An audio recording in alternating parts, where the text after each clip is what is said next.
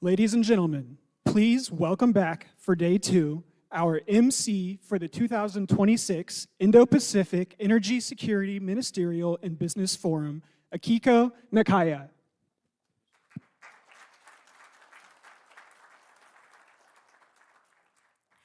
Good morning, everyone. Morning, and welcome back to the 2026 Indo-Pacific Energy Security Ministerial and Business Forum. Hope you had a wonderful evening and had a chance to enjoy Tokyo. Now, we will begin today with welcome remarks from Thomas Hardy, Head of Agency at the U.S. Trade and Development Agency, and Kyle Hausfeit, Assistant Secretary for Hydrocarbons and Geothermal at U.S. Department of Energy. Following those remarks, we will hear from several foreign ministers, followed by deal announcements from many of our government and business partners. After lunch, the heads of delegation will attend a closed-door ministerial discussion. And at the same time, there will be several deep dive discussions bringing together industry leaders and government representatives. And we will then come back together to present the key findings from those sessions to the ministers. I'm very confident it'll be a productive and insightful day for all. So let's get started. So ladies and gentlemen, please welcome Thomas Hardy from USTDA to the podium.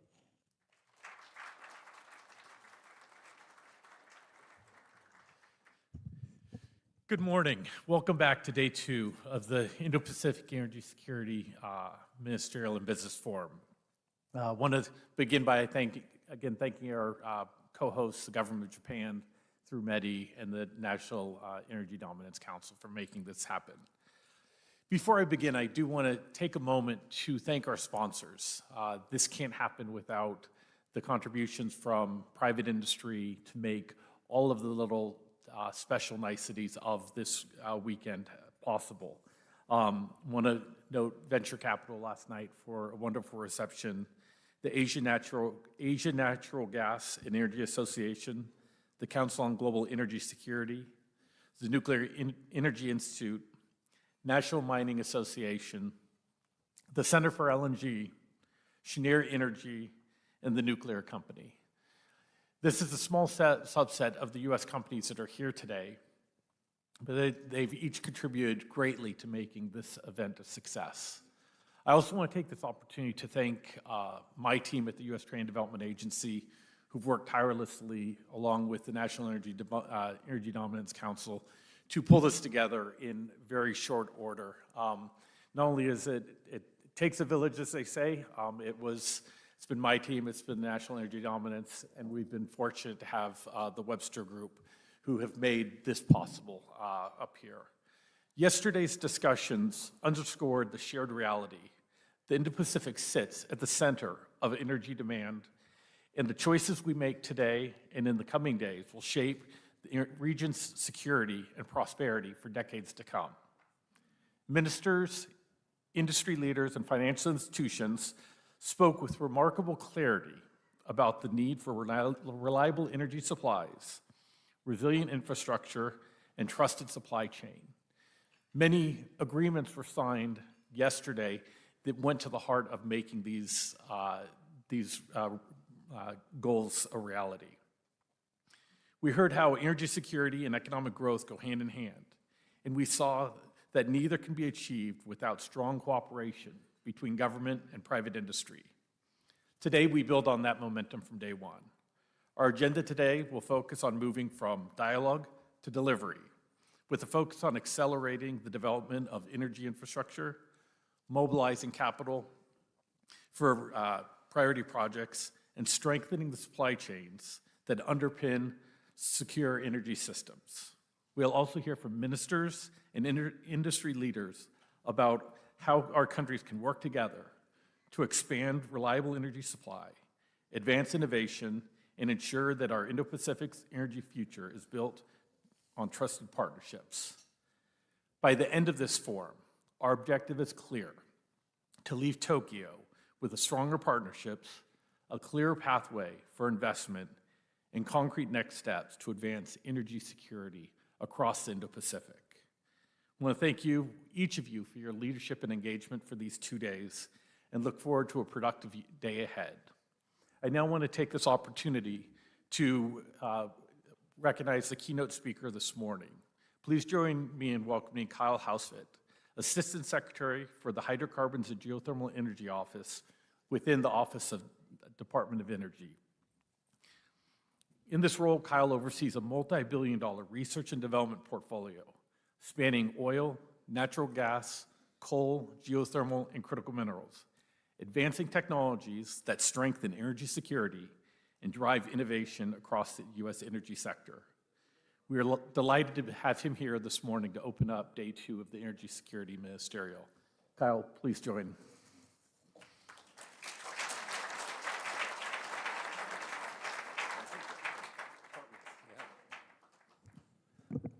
Good morning. Thank you, Thomas, and thank you to everyone for being here this morning.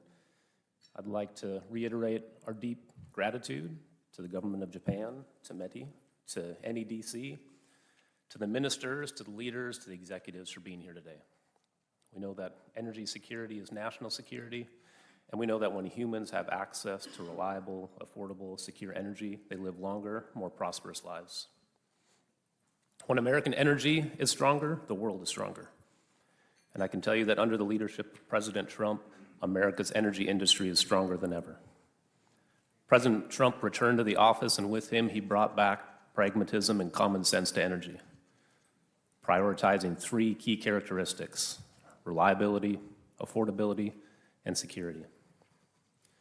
Reliability, affordability, and security for Americans and for our allies. One of the first steps the President took to progress this was lifting the harmful ban on LNG exports from the Biden administration. Since then, the administration has approved over 18 BCF per day of LNG export authorizations. The U.S. leads the globe in LNG exports today at 16 BCF per day, with plans to nearly double that by 2030, providing the energy that the world needs. Congratulations on billions of dollars of deals being signed yesterday and today. Those deals are the seeds that will sprout into true innovation, innovation that will change the globe, improve the quality of life, and advance energy dominance for America and for our allies. As a piece of inspiration, if we look back 25 years, the United States was in a position of energy reliance. We depended on other countries for the critical energy that our citizens needed.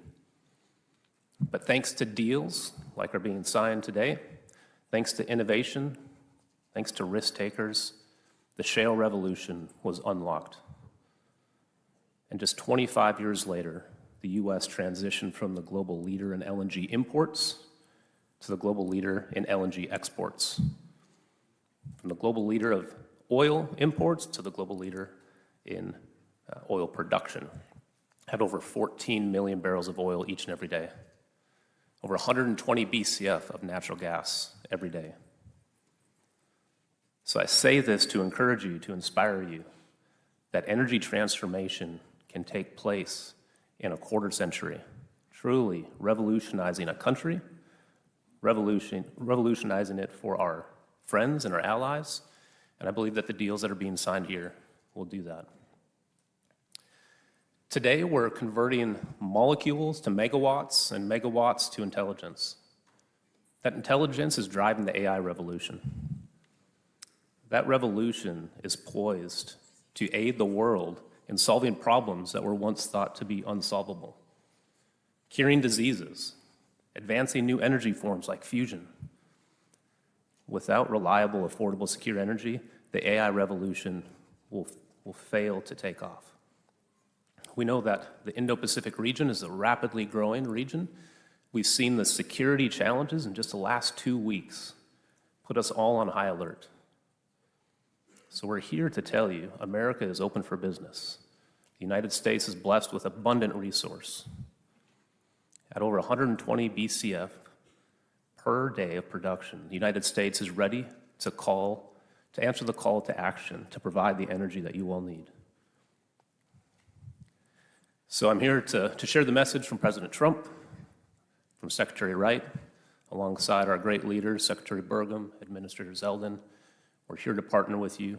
We deeply treasure and value the relationship with the Indo-Pacific region. Today, we're going to wrap up with a closed-door ministerial, where we're going to talk about the future of energy. We're going to talk about the needs, the security.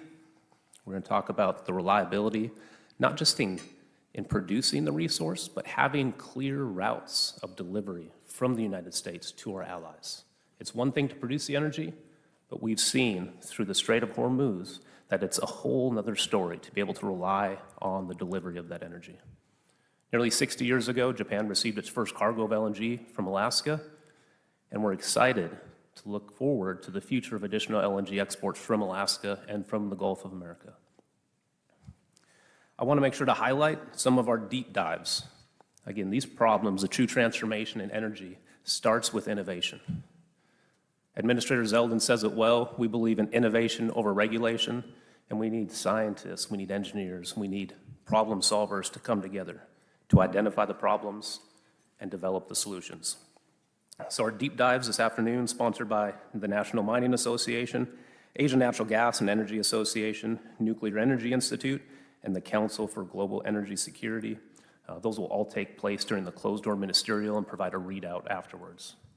So again, congratulations on the tremendous success. We look forward to continued discussion, continued partnership, and enjoy the rest of your day. Thank you.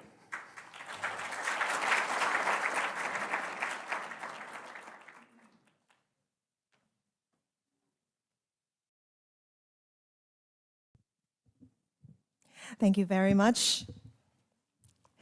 Now, our next group of distinguished speakers hail from across the Indo-Pacific region, Australia, Singapore, and Brunei. Our first speaker in this distinguished group is Minister Madeleine King from Australian Ministry of Resources and Ministry of Northern Australia.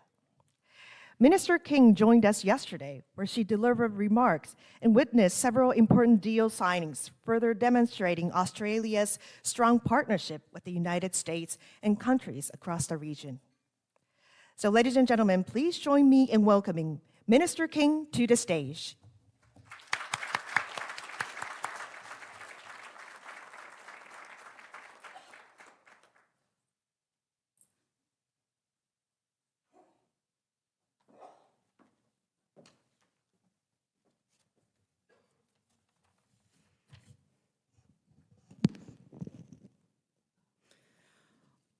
Ohayou gozaimasu. Good morning, everyone. Thank you to the hosts and organisers and sponsors for the kind invitation to speak today at this very important Indo-Pacific Energy Security Forum. I want to start by acknowledging the recent election of Prime Minister Sanae Takaichi. It is a significant moment for Japan, and Australia wishes the Prime Minister and her government very well. It is wonderful to return to Japan this year, where Japan and Australia are celebrating the 50th anniversary of the Basic Treaty of Friendship and Cooperation, sometimes known informally as the Nara Treaty. It is a very significant celebration for our two nations. Meeting as we are today, it is worth highlighting that the treaty was born in the late 1970s against a backdrop of a previous period of geopolitical instability in the Middle East and an acute global energy crisis. Japan and Australia recognised our economic interdependence and resolved to build a partnership grounded in mutual trust and reliability. Today, our governments are working closely together to lay the foundations for another 50 years of prosperity and economic security. I'm personally delighted to be back in Tokyo. It is a great world city, much of it built through the long-standing relationship between Japan and Australia in the trade of iron ore, coal and LNG. Given current events in the Middle East, this forum takes on a new importance and urgency. And my message today is clear. Australia remains a trusted, long-term and most importantly, stable energy and resources partner with countries in the Indo-Pacific region. We are resolutely committed to supplying the energy that Japan, Korea, Singapore, and the entire region needs to provide global economic stability and security. The vulnerabilities of global energy supply chains have been exposed by the current conflict in the Middle East.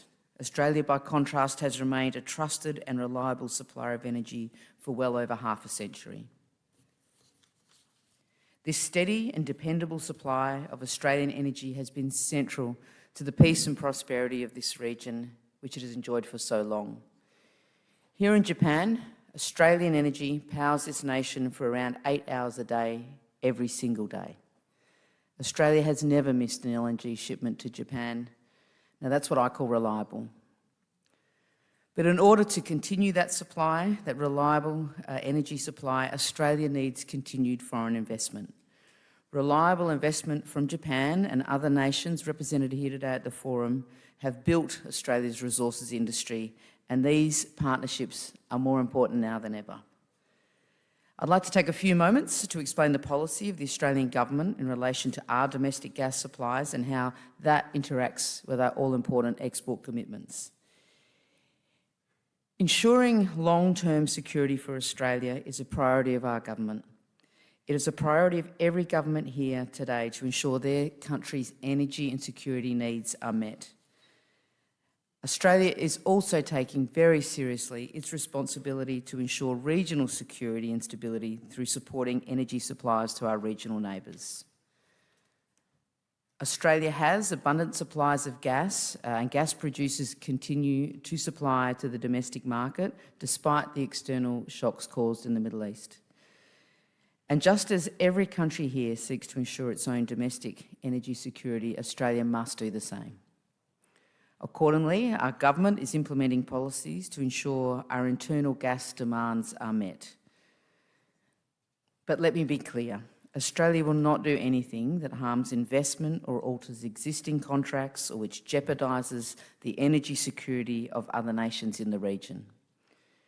We acknowledge the development of our LNG industry, which is a critical internal supplier of gas, could not have happened without the support of the great nations in this room.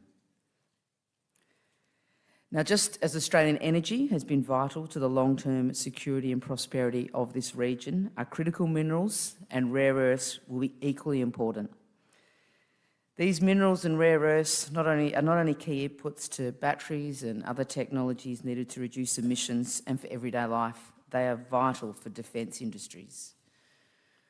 Vital, for example, to the technology being used right now in the Middle East to protect civilians from drones and missiles. Just as Australia has become a dependable and reliable supplier of energy, Australia is uniquely placed to be a long-term reliable supplier of critical minerals and rare earths. We have the natural geology, we have the most advanced extractive resources sector in the world, and as I say, we have an unrivalled track record as a reliable and stable supplier of resources. By working together and jointly investing in our industries, particularly in processing capabilities, we can lock in a reliable supply of critical minerals and rare earth products. A great illustration of this point is in Australian mining company Lynas Rare Earths.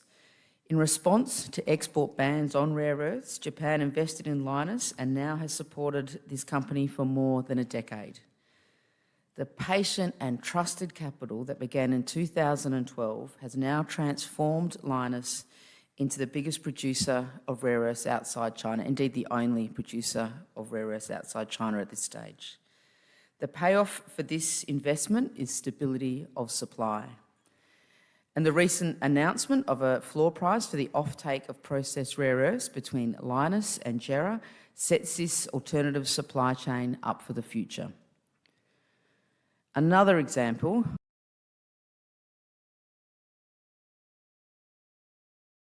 of the successful delivery of Trilateral investment is the Alcoa Sojitz gallium project.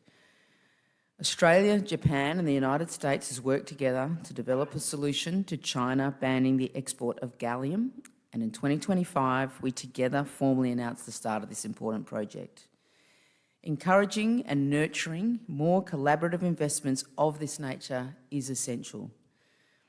The Australian Government's critical mineral strategy will encourage further investments in critical minerals and rare earths, and Australia has committed to establish a critical minerals strategic reserve through which we can deal with trade and market disruptions from a position of strength.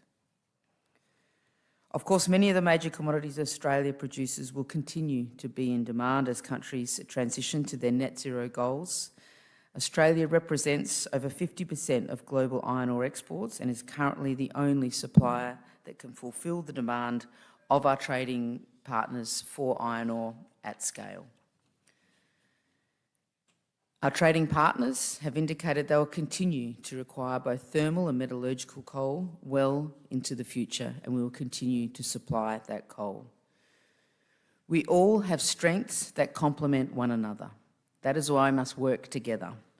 Our resources and energy relationships have laid a strong foundation, but now is the time to build on that foundation for a brighter and more prosperous future. Thank you once again for your attention. I hope everyone enjoys the rest of the program and especially enjoys this great city of Tokyo. Arigatou gozaimasu.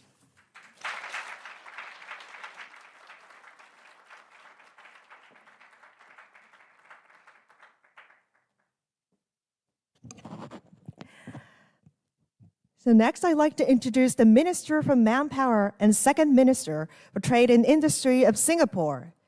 Singapore continues to play an important role as a regional hub for energy innovation, trade, and investment across the Indo-Pacific. So please join me in welcoming Minister Tan See Lin to the stage.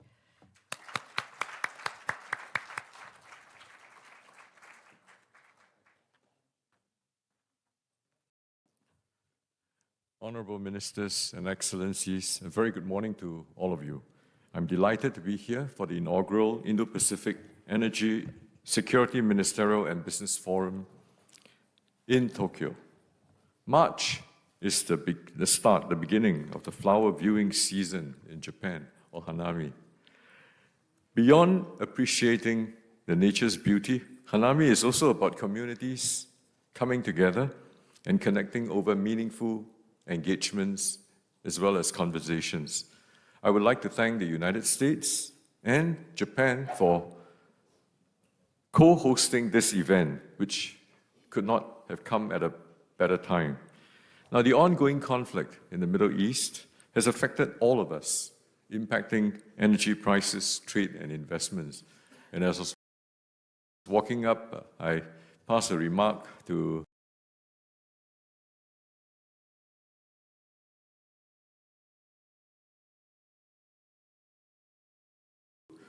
Minister Madeleine King, telling her how reassuring her message was to all of us here.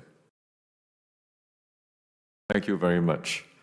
So this is more important, particularly more so for Asia, because we are trade exposed and we have to import almost all of our energy. Yet, we expect the energy demand to continue to keep growing as our economies become more reliant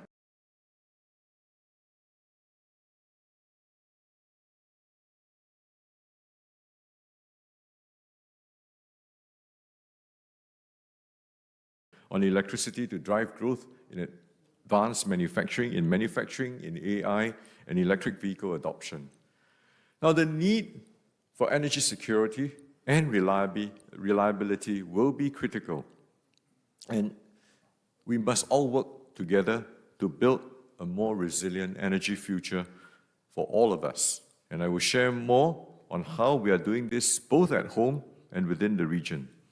Now, in Singapore, we are geographically disadvantaged. Very, very small country.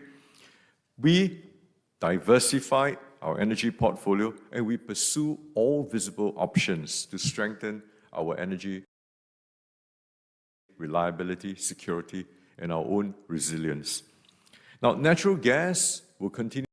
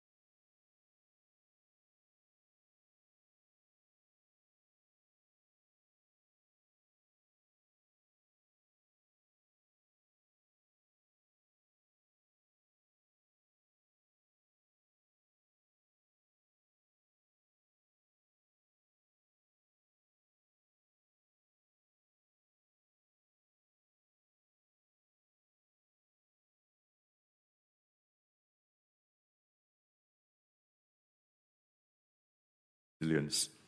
Now, natural gas will continue to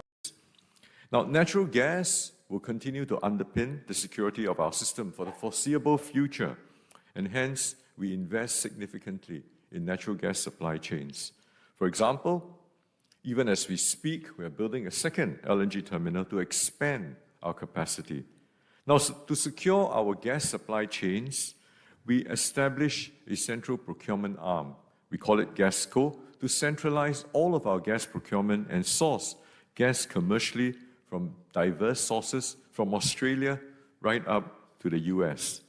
Now, we will double down on indigenous sources of energy, especially on solar. Just last year, we achieved our 2030 target of 2 gigawatt peak of installed solar capacity 5 years ahead of time. So now we are raising our sights, our ambition, to 3 gigawatt peak by 2030, and we aspire to double last year's achievement of 2 gigawatt peak within the second half of 2030. But we will continue to face significant challenges because, as I've alluded to earlier on, we are a very small country and we're very densely built up. In fact, we have one of the most solar-dense country populations in the world. So even if we extend and put everything we have under the solar canopy, we will be able to only get about 10% of our energy demand to be supplied by solar energy. Now, nuclear energy, on the other hand, has high fuel density and is especially attractive for land-scarce Singapore. So we are therefore seriously studying the potential deployment of advanced nuclear energy technologies, such as small modular reactors, which have the potential to be safe, to be reliable, and to be a cost-competitive option for us. So Singapore is prepared to work with like-minded countries to build capabilities, share knowledge and best practices as we explore these promising technologies together. Now, within the region, we're working closely with our ASEAN neighbors to strengthen regional interconnectivity and build the ASEAN Power Grid, or the APG.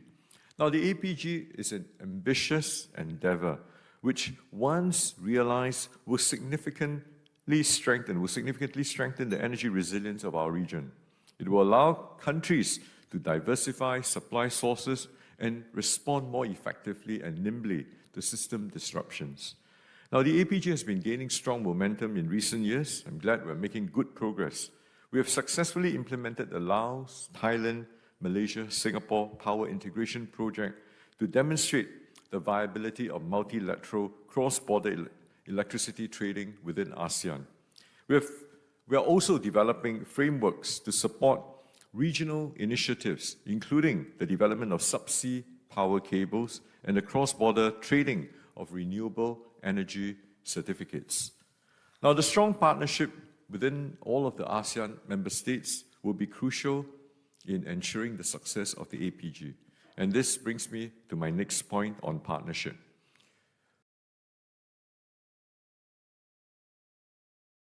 Singapore will work with all partners towards this shared outcome through building capability and financing for key infrastructure projects.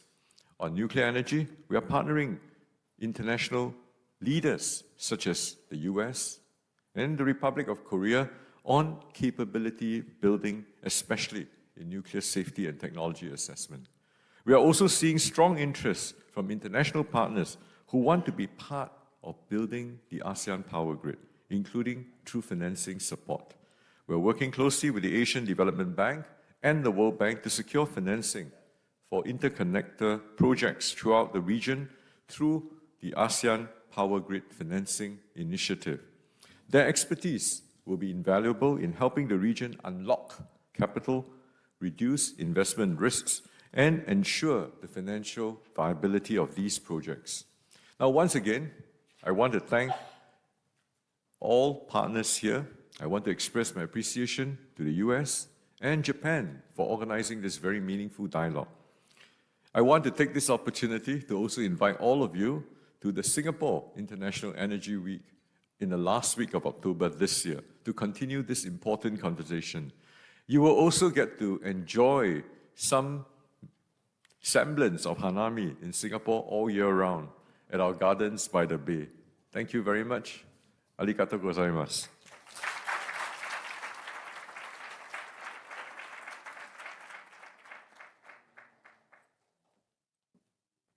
Thank you very much. And finally, I'd like to introduce Deputy Minister of Energy at the Prime Minister's Office of Brunei Darussalam. Brunei continues to play an important role in regional energy cooperation in advancing reliable and secure energy development across the Indo-Pacific. So please join me in welcoming Deputy Minister Dato Seri Paduka Awan Haji Muhammad Azumi to the stage.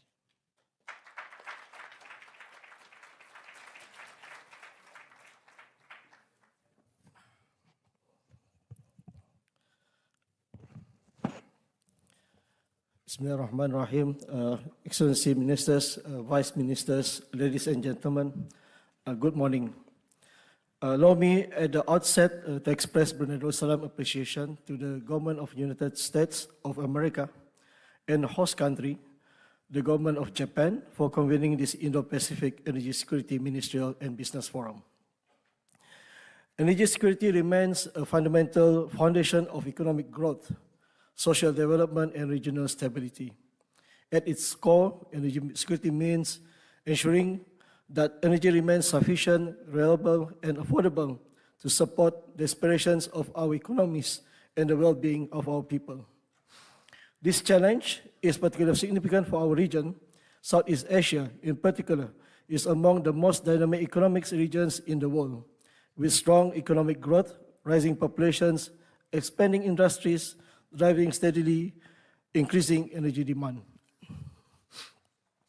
In this context, oil and gas will continue to play an important role in meeting the region's energy needs. Projections by the Asian Center of Energy indicates that oil and natural gas could supply close to half of Asia's energy demand by around 2035. As economies grow and industrial activity expands, hydrocarbons will therefore remain essential in supporting power generation, industry transport, electrification, air conditioning, digitalization, including the rapid growth of artificial intelligence and data infrastructure, as well as modern mobility systems across the region.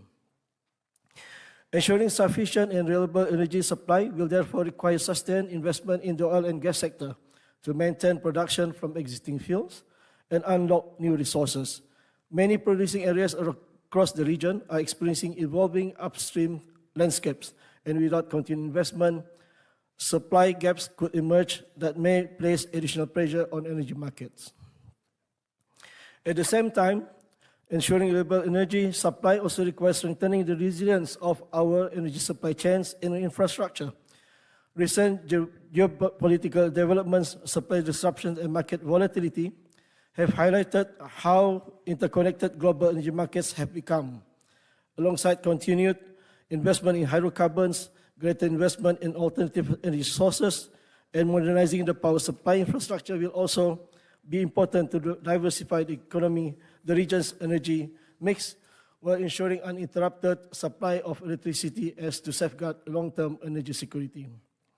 However, energy security is not only about availability, it's also about affordability. For rapidly growing economies, stable and predictable energy markets are essential. Excessive price volatility can have far-reaching impacts on electricity costs, industrial competitiveness, and the cost of living. Advancing lower carbon energy solutions is also an important part of strengthening long-term energy security. This reflects the broader energy trilemma that we collectively face, balancing the need to ensure secure and reliable supply, maintain affordable energy for our economies, and advance environmental sustainability as demand continues to grow. For Brunei Darussalam, as both a producer and importer of hydrocarbon, we understand firsthand the pressures across the energy system in balancing energy security, affordability, and sustainability. In response to these challenges, Brunei Darussalam has reaffirmed the importance of strengthening energy security as a central priority. While sustaining our upstream oil and gas sector remains essential to our economic stability, we are also expanding opportunities in downstream development and progressively integrating renewable energy and other lower carbon solutions into its system.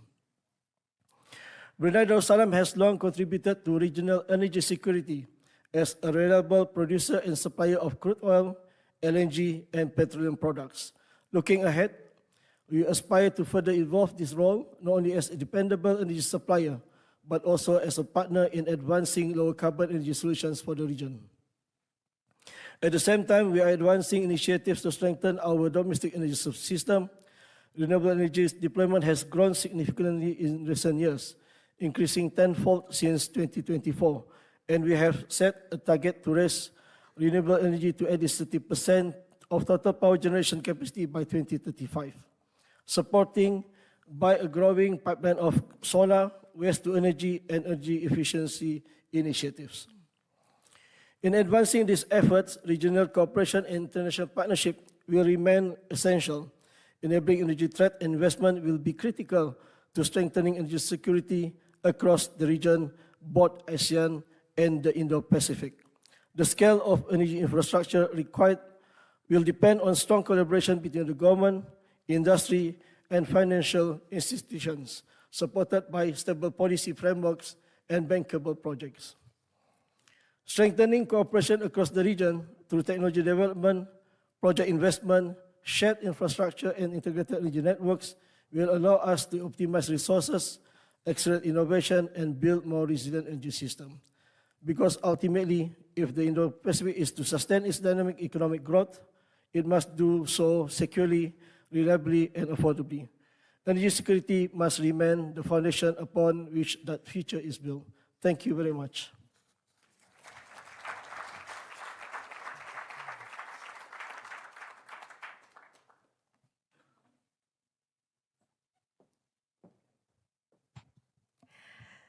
Thank you, Minister King, Minister Tan, and Deputy Minister Muhammad Azumi. And I'm pleased to announce a few more deals from around the region with our industry and government partners. Our first set of deals focuses on partnerships across the Indo-Pacific region. It's my great pleasure to invite to the stage John Jovanovic, President and Chairman of the Export-Import Bank of the United States, to introduce these important collaborations. John Jovanovic serves as a President and Chairman of the Export-Import Bank of the United States. He brings deep experience in energy, critical infrastructure, and finance across both the private sector and the U.S. government. Prior to leading EXIM, he served at the U.S. International Development Finance Cooperation, where he advanced American-led financing alternatives and worked to counter adversary influence in strategic markets, reflecting his broader commitment to strengthening American investment and advancing U.S. interests abroad. So please join me in welcoming Chairman Jovanovic to the stage.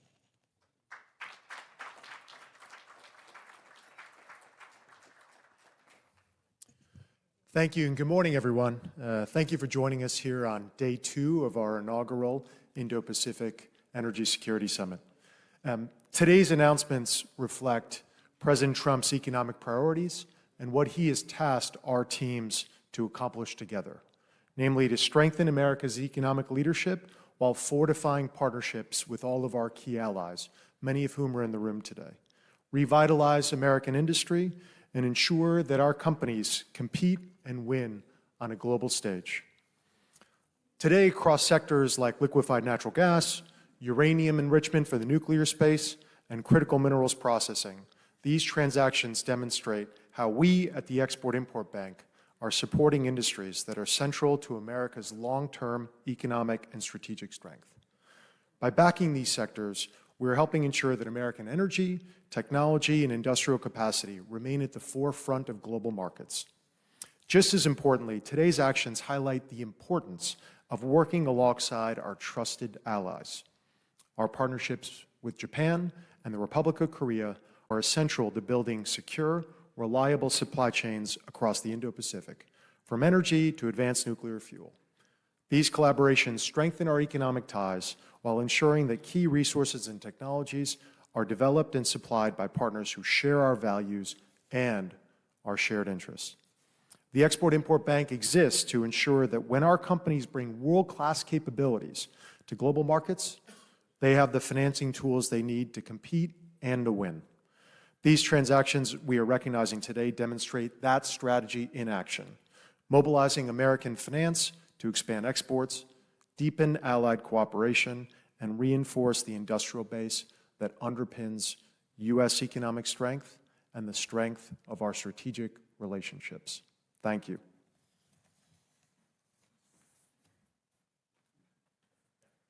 Now I think we'll welcome Secretary Wright or Secretary Burkham. Great.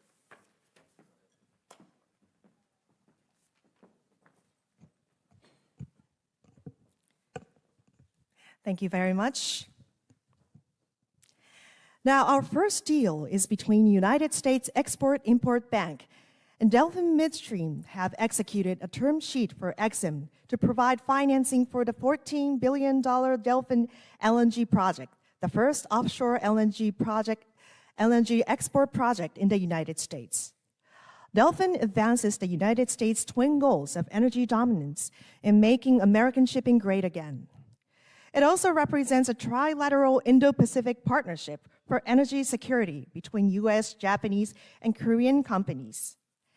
EXIM is pleased to join Mitsui O.S.K. Lines of Japan and Samsung Heavy Industry, Hanwha Asset Management, and the Korea Overseas Infrastructure and Urban Development Corporation of Korea in this trilateral Indo-Pacific partnership for energy securities.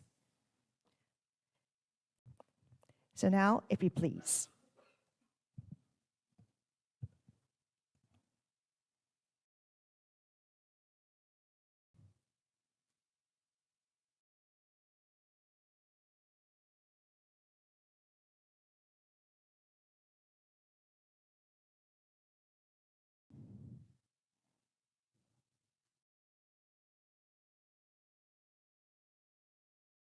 Thank you very much. So we'll do a photo shoot.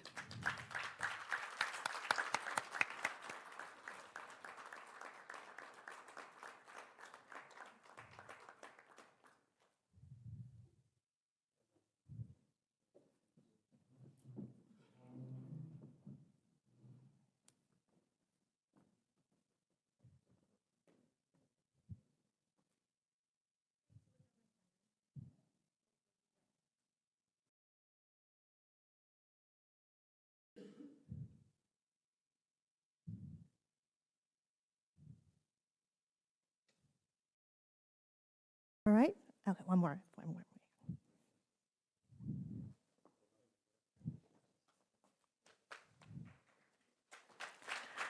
Thank you very much.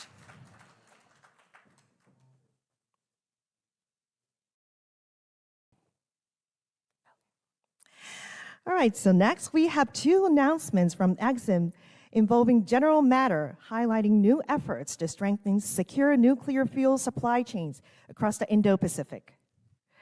General Matter is a U.S. nuclear fuel company developing domestic uranium enrichment capacity to supply low-enriched uranium for existing reactors and HALEU for advanced reactors.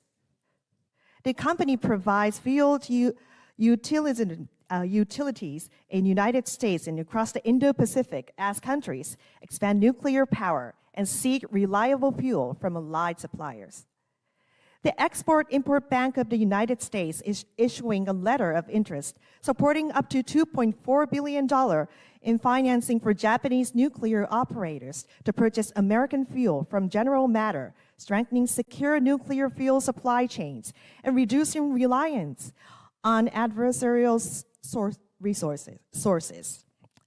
And EXIM is also issuing a letter on interest supporting up to $1.8 billion in financing for Korea nuclear operators to purchase American fuel from General Matter, further strengthening secure and reliable nuclear fuel supply chains across the Indo-Pacific. So gentlemen, if you please.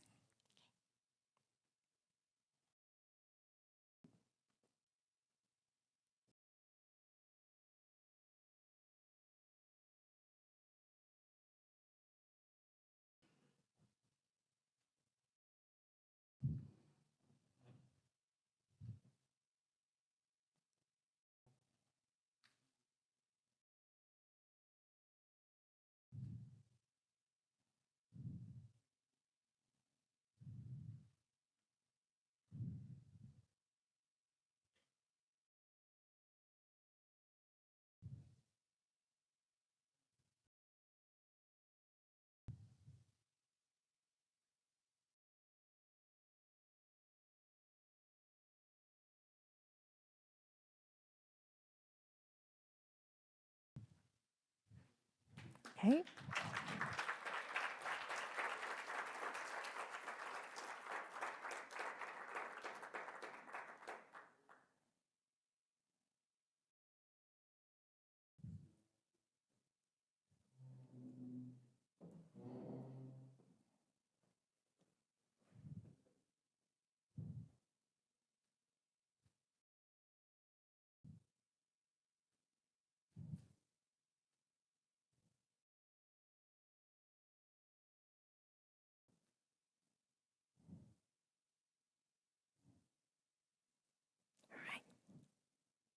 Okay.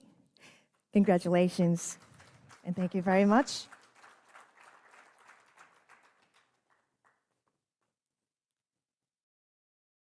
Thank you very much.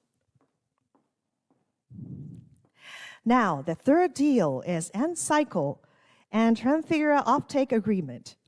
N-Cycle, a critical metals refining company, has signed a binding 10-year offtake agreement with Transfigura, a leader in the global commodities industry valued at $1.1 billion. Under the agreement, Transfigura will purchase the mixed hydroxide precipitate, or MHP, and lithium carbonate produced by N-Cycle at their new South Carolina facility in the United States starting in 2028. This marks a major milestone for Western supply chains and represents the largest multi-metal commercial agreement between recycled feedstock supplier and critical mineral refiner to date. So if you please.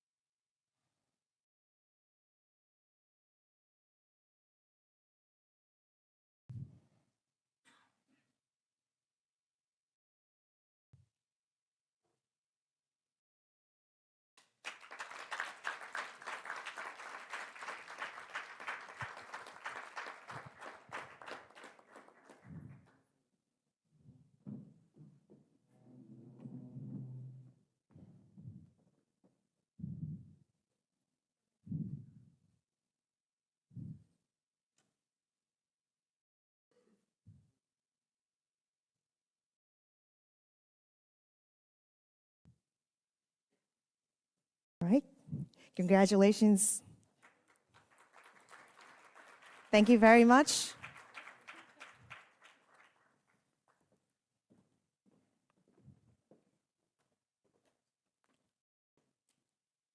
Thank you.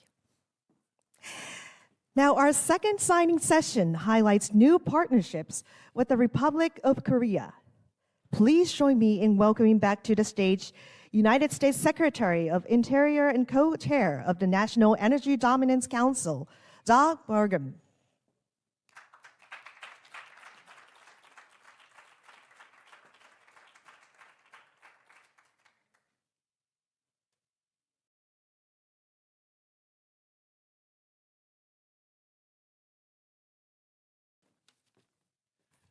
Morning, everyone.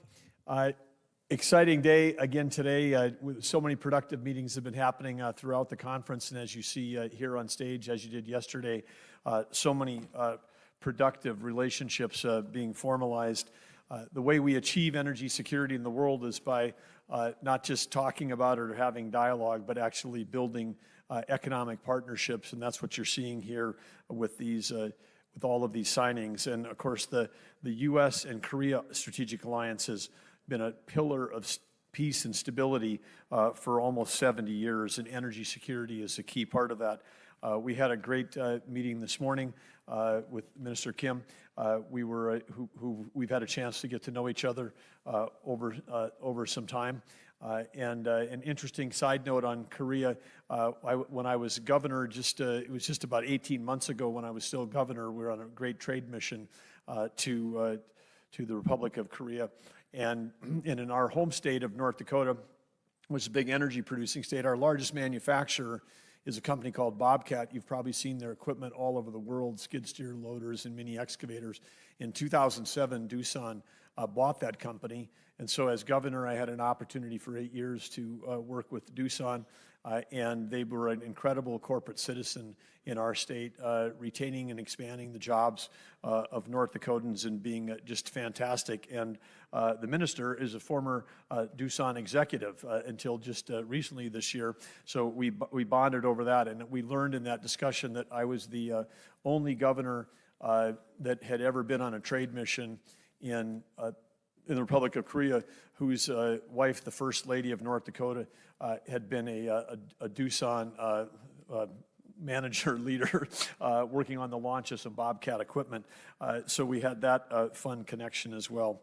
But this trusted partnership and friendships between allies is more important than ever, especially when we're working on things like LNG and in an era of increased demand for electricity, nuclear, critical mineral supply chains, and of course Korea, although it has got energy security challenges. 51 million people in a country that's half the size of my home state is been an amazing innovator. They've built the world's most advanced manufacturing economy, one of them, and they're one of the largest importers of LNG and consumers globally. And we want to have that LNG be from friends and allies, and whether that's from America or Australia, but it's important for our allies to have secure supply routes, and it's critical to powering whether it's Korean semiconductors, their shipbuilding, their advanced manufacturing, their digital infrastructure, the work they're doing on nuclear reactors, shipbuilding. All of these are industries that are critical to defense and to the future. So under President Trump's energy dominant strategy, the U.S. has the capacity to really expand the abundant, affordable, and dependable energy to Korea. Part of that is going to be coming from the unleashing Alaska energy. Alaska, again, from a trade route standpoint, is about 1/3 the distance to Japan or Korea than it is from the Middle East, and so dramatically shortening transit times, but also dramatically increasing the energy security. So with that, we're excited, as that is a preamble, to be, and our next thing is signing some deals with Korea. And of course, you're going to also get a chance to hear from Minister Kim, the Minister of Trade, Industry, and Resources for the Republic of Korea. And if I'm not mistaken, I think, is the minister's up next? Okay, here he is.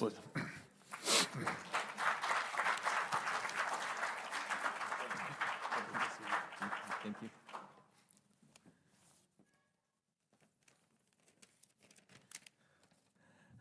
Thank you. Thank you for Secretary Durgum. Your compliment is wonderful. Industry leaders and distinguished guests, I wish to express my sincere appreciation for the opportunity to celebrate our private sector milestones.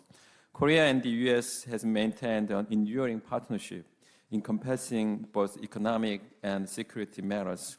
Today, this partnership has leaped forward with the formalization of two substantial agreements. Korea has advanced its energy strategy by improving accessibility through increased import of U.S. LNG, which is why I am confident that today's LNG agreement stands as a testament to our mutual commitment and to energy security and solidarity. We are also here to celebrate another milestone. Today, we have agreed on a critical mineral framework, which will be the platform for the collaboration on critical matters that is really important to both our countries, which is my sincere hope that we can facilitate investment in the critical mineral sectors through this framework and project-level cooperation between our respective companies. I trust that this agreement signed today will serve as a cornerstone for bolstering the stability of global supply chains. Thank you for your continued collaboration. Congratulations again to Hana Aerospace and Venture Global. Thank you.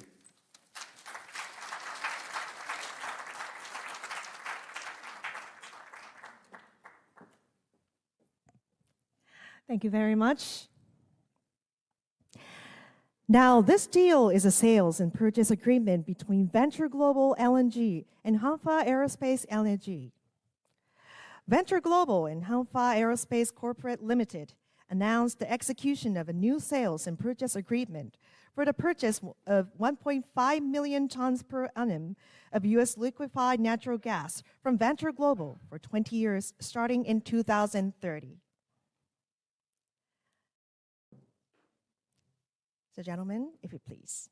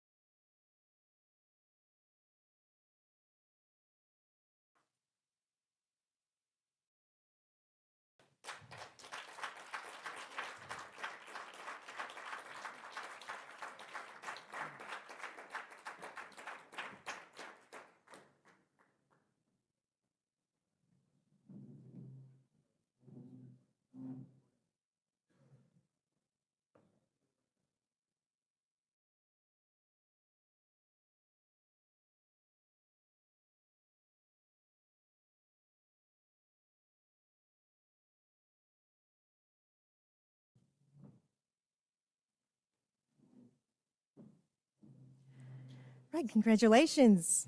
Thank you very much.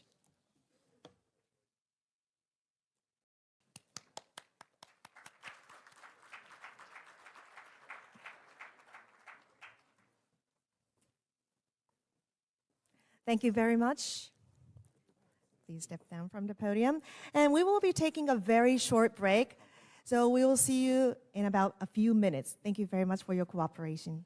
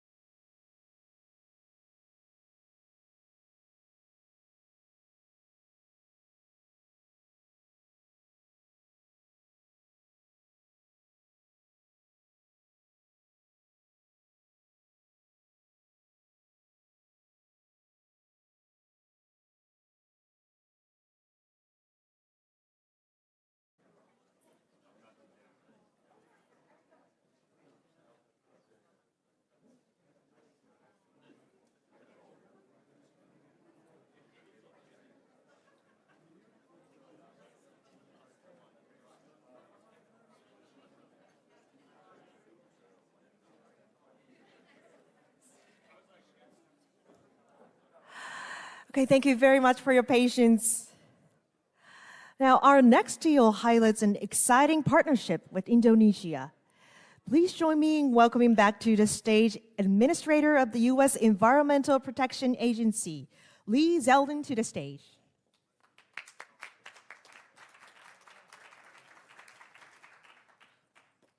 Good morning. The deals just keep coming all weekend long. It has been so exciting to see all of the partnerships, and this is a weekend for trusted partnerships all across the Indo-Pacific. Once again, we're highlighting the importance as it relates to critical minerals. From extraction through the end of the entire process, to make sure that we are reducing our reliance on less trustworthy actors, and instead we're able to lean on each other through public-private partnerships between nations that are truly trusted partners. The United States and Indonesia continue that advancement here with this morning's announcement that we are very excited to make and grateful for all of you to be here.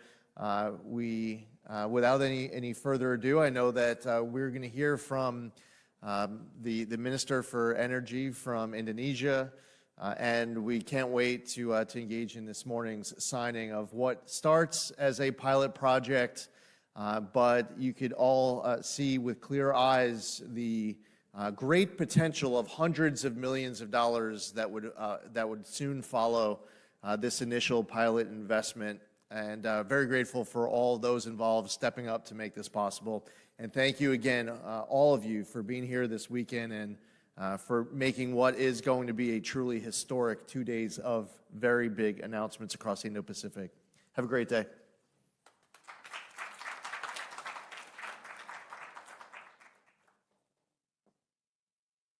Thank you very much.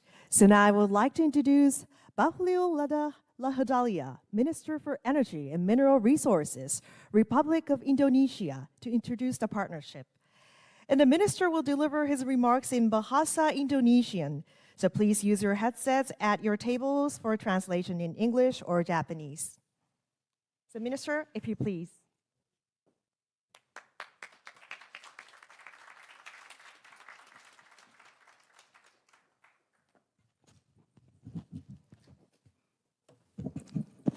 Selamat pagi semuanya, salam sejahtera. Yang saya hormati Bapak Ibu semua, delegasi Menteri dan Wakil Menteri. Yang mulia dari Pak Rose Agzawa, dari Menteri Perekonomian Perdagangan Industri Jepang. Saya pertama mengucapkan terima kasih untuk bisa join bersama Bapak Ibu semua dalam rangka memberikan pandangan-pandangan dalam menghadapi sebuah dinamika dunia yang semakin tidak menentu, khususnya terkait dengan energi. Dalam konteks energi dunia, secara implisit konstitusi Indonesia memandatkan agar Indonesia ikut serta dalam melaksanakan ketertiban dunia yang berdasarkan kemerdekaan, perdamaian abadi, dan keadilan sosial. Dalam konteks itu kemudian Indonesia dalam beberapa sejarah perjalanan bangsanya telah mampu memberikan kontribusinya kepada dunia dengan menginisiasi beberapa kelompok yang diantaranya adalah mengikuti KTT Asia Afrika, keanggotaan Indonesia pada ASEAN, G20, dan lain-lain.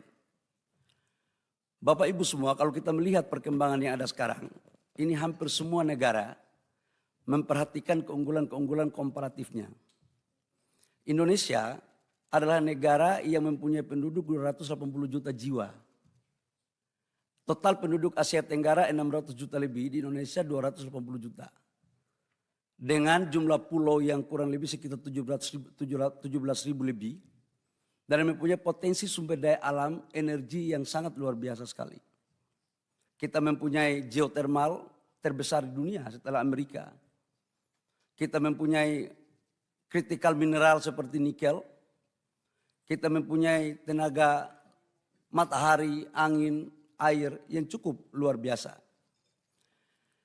Dalam kondisi seperti ini, Indonesia juga memberikan kontribusi kepada dunia dengan melakukan ekspor LNG kurang lebih sekitar 150 kargo kepada dunia dalam kurun waktu 2025. Forum ini saya sangat mengapresiasi sebagai bentuk dari keberadaan kita semua untuk saling menguatkan, tidak saling melemahkan. dalam konteks saling menguatkan adalah bagaimana negara-negara Indo-Pasifik itu bisa melakukan kerjasama yang saling menguntungkan. Sudah barang tentu tidak ada negara satupun yang tidak ingin untuk mendapatkan keuntungan dari sebuah kerjasama. Ketegangan di Timur Tengah telah melahirkan sebuah pemikiran besar, kesadaran besar bagi semua negara yang hampir semuanya untuk memproteksi kepentingan internalnya, kepentingan negaranya. Hari ini kita di Asia Tenggara, beberapa deal-deal minyak kita dengan beberapa negara di luar Asia Tenggara mulai terjadi delay. Maka kami berpandangan bahwa ketika kondisi ini tidak mampu kita melakukan kolaborasi yang baik, maka kita juga tidak bisa menyalahkan setiap negara memprioritaskan dengan kebijakan-kebijakan internal dia. Salah satu contoh di negara kami sekarang, karena kami masih impor 1 juta barel per day, kami akan mengoptimalkan untuk mendorong transisi energi. Untuk solar kita akan bikin biodiesel. Indonesia mengekspor CPO 26 juta sampai 30 juta ton. Kalau kondisi kemudian kita tidak mampu mendapatkan energi dari tempat lain, kami akan membuat planning untuk CPO yang kita selama ini ekspor, kita akan mendorong untuk menjadi B50, B60, B70 untuk memenuhi kebutuhan domestik kita. Begitupun di aspek yang lain. Tadi saya mendengar sahabat saya Pak Menteri Tan dari Singapura berbicara tentang bagaimana kolaborasi tentang energi. Kita sekarang lagi mendorong PLTS 100 gigawatt untuk mengurangi pemakaian fosil. Dan kita dari Indonesia sangat betul-betul fokus untuk melakukan transisi energi. Tahun ini mulai PLTD kita pembangkit listrik tenaga diesel, kita akan mematikan mulai tahun ini. Kurang lebih sekitar hampir 20 gigawatt. Nah, saya mengharapkan forum yang seperti ini tidak hanya pada konteks bagaimana kita membangun sebuah konsensus wacana. Sudah saatnya saya pikir setiap kesepakatan global itu harus mampu kita lakukan untuk kita bisa eksekusi. Dari berbagai cerita yang ada, saya sangat mengapresiasi apa yang dilakukan oleh Jepang, sahabat kami. Hari ini contoh katakanlah kami mendorong untuk ada satu perusahaan Jepang melakukan investasi 20 miliar US dollar. Dengan membangun kurang lebih sekitar 1.200 mm gas di Maluku. Yang sekarang kita lagi dorong supaya 2029 sudah bisa melakukan produksi. Dan ini terus yang akan kita lakukan ke depan, termasuk sahabat kami dari Amerika. Kita mendorong juga ExxonMobil untuk melakukan suatu investasi tentang CCR, carbon storage. Investasinya kurang lebih sekitar 4-5 miliar US dollar. Ini adalah saya pikir beberapa hal-hal yang harus dilakukan. Kolaborasi antar negara menurut saya sangat penting. Tidak ada sebuah negara yang survive di dunia ini tanpa membutuhkan negara lain. Dan sudah saatnya sekarang kita mulai melakukan hal ini. Bagi Indonesia, sektor energi bukanlah hanya soal penanda kemajuan dan penopang pertumbuhan ekonomi, melainkan juga keadilan sosial. Komitmen pemerintah sangat jelas, afirmasi terhadap kelompok masyarakat yang rentan dan berada di wilayah terluar harus memiliki akses yang setara terhadap energi. Saya menyampaikan kepada Bapak Ibu semua, negara kami yang tadi sampaikan begitu luas. 1.700 pulau. Sebagian belum ada listrik. Dan di bawah pemerintahan Bapak Presiden Pak Prabowo menginstruksikan kepada kami untuk semua desa-desa yang belum ada listrik itu harus segera dilakukan ada listrik. Dan memang luas wilayahnya begitu bagus. Tidak hanya persoalan listrik, tapi juga harus BBM yang satu harga. Karena kalau di wilayah timur ada wilayah kami yang harus memakai pesawat memuat energi. Di wilayah Papua, di kampung saya, itu juga butuh suatu teknik yang luar biasa dalam membangun itu. Sebagai penutup, saya ingin menekankan bahwa kerjasama internasional termasuk inisiatif daripada The Indonesia Pacific Energy Security Mineral and Business Forum tidak boleh berhenti pada sekedar tataran pemikiran yang tadi disampaikan. tapi juga harus mampu ini menjadi sebuah komitmen. Karena dalam pandangan kami, beberapa konsensus yang kita lakukan, ini mulai agak sedikit tidak terarah. Contoh Paris Agreement. Indonesia menuju net zero emission, tadinya 2060 kita pangkas menjadi 2050. Tapi akibat kondisi global yang tadinya ada beberapa pembangkit listrik di beberapa negara lain yang tidak memakai batu bara, sekarang mereka mengontak kami untuk mengirim batu bara. Total perdagangan batu bara di dunia kurang lebih sekitar 1,3 miliar ton. Dan Indonesia menyuplai kurang lebih sekitar 540 juta ton. Jadi ini antara komitmen-komitmen kita untuk mendorong transisi energi dengan apa yang terjadi pada gejolak transaksi batubara di dunia khususnya untuk PLTU, ini agaknya tidak sinkron. Kami juga melakukan percepatan untuk hilirisasi terhadap mineral kritikal khusus nikel. Indonesia mempunyai cadangan nikel terbesar di dunia, 43%. Dan sekarang kita lagi mendorong untuk melakukan ekosistem baterai mobil. Ini juga sebagai bentuk kontribusi Indonesia terhadap dunia dalam rangka menyiapkan bahan baku baterai mobil, termasuk baterainya sendiri. Namun kita juga tahu bahwa memang di sana sini ada terjadi dinamika yang sangat besar antara keikhlasan bagi negara-negara berkembang yang mempunyai sumber daya alam untuk melakukan hilirisasi di negaranya dan beberapa persaingan-persaingan yang tidak pingin dan ada upaya untuk tetap kita diminta untuk melakukan ekspor bahan baku. Dan saya pikir mengakhiri sekali lagi dalam pandangan kami adalah kolaborasi yang dilakukan harus menguntungkan semua pihak tanpa mengorbankan kepentingan dan tujuan nasional setiap negara.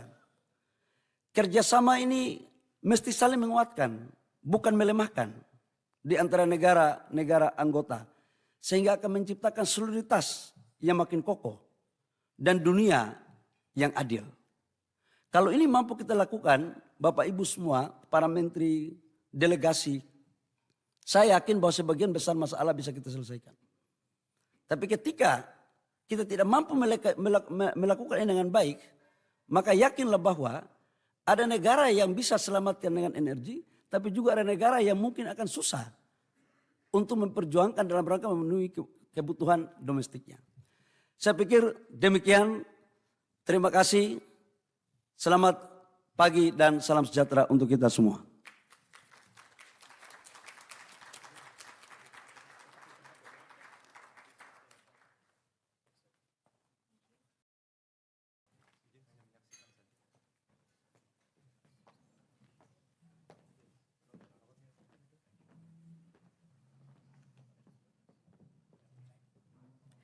Okay, thank you very much. So now our next announcement highlights a project focused in lithium extraction from geothermal brine, a USTDA-funded grant to PT GeoDipa Energy. Will support a pilot project to assess the viability of an innovative U.S. technology to extract lithium from geothermal brine at the Dian geothermal field in the central Java, Indonesia.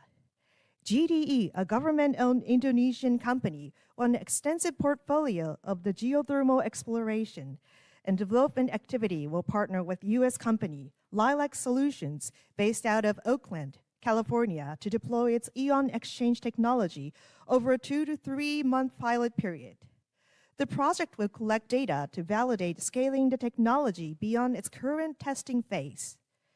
The pilot is expected to produce lithium carbonate equivalent, a critical material used in battery manufacturing, a range of digital, defense, and energy technologies.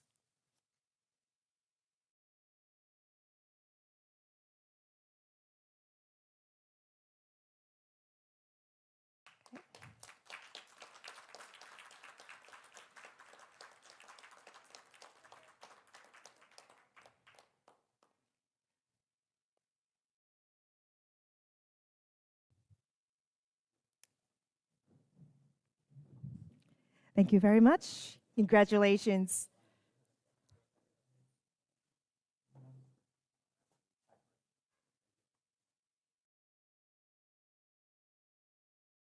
Thank you.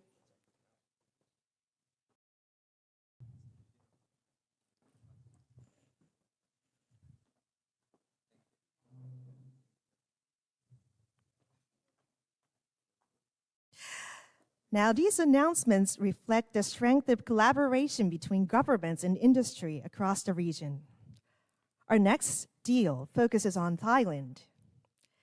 And please welcome Attapol Lekpipu, Minister of Energy, Thailand, to introduce the partnership. So Minister Attapol, please come up to the stage.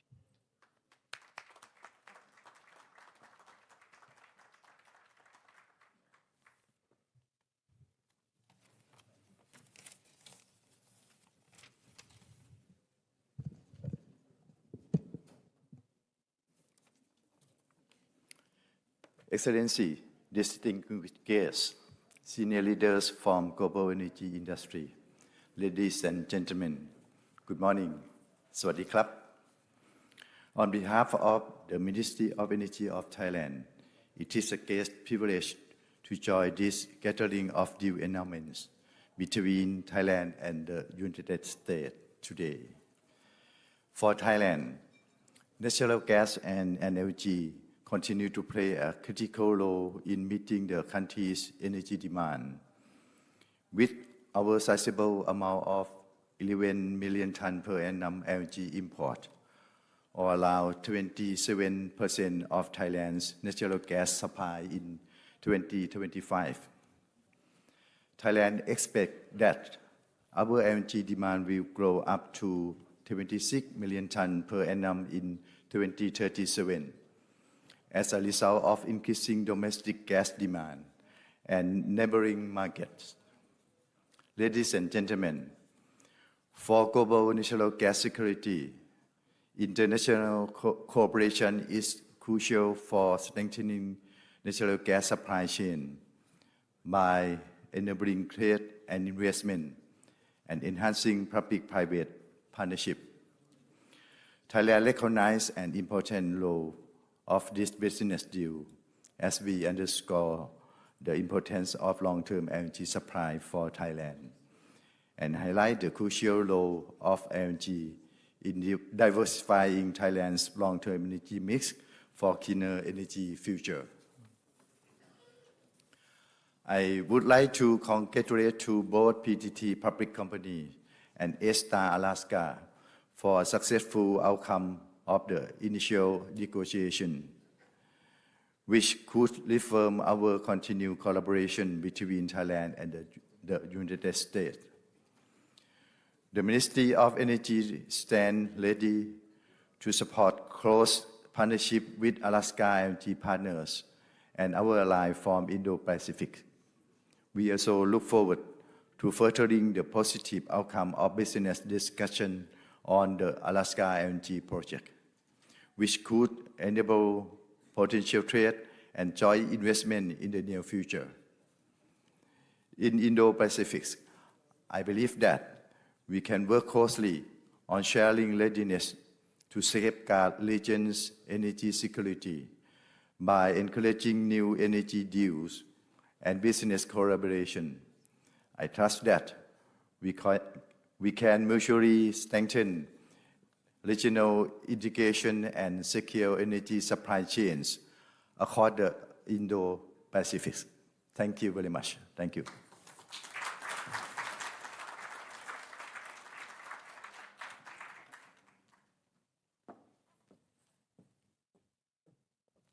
Thank you very much. So next, please welcome Kyle Hausveit, Assistant Secretary for Hydrocarbons and Geothermal, U.S. Department of Energy, to the podium, if you please.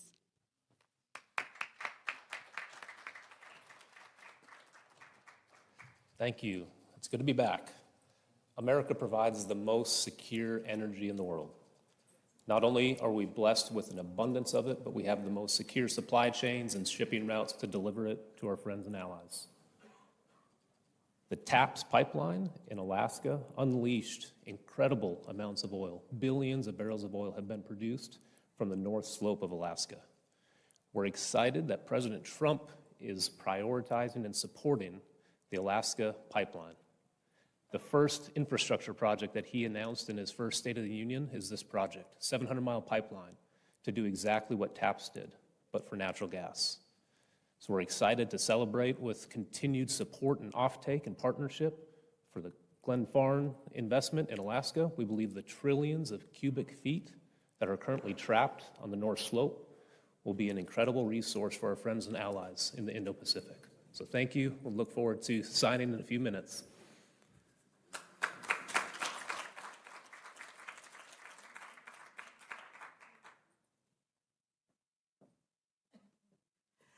So, ladies and gentlemen, please welcome Mr. Brandon Dunville, Chief Executive Officer and founder of Glenfarne, to the stage.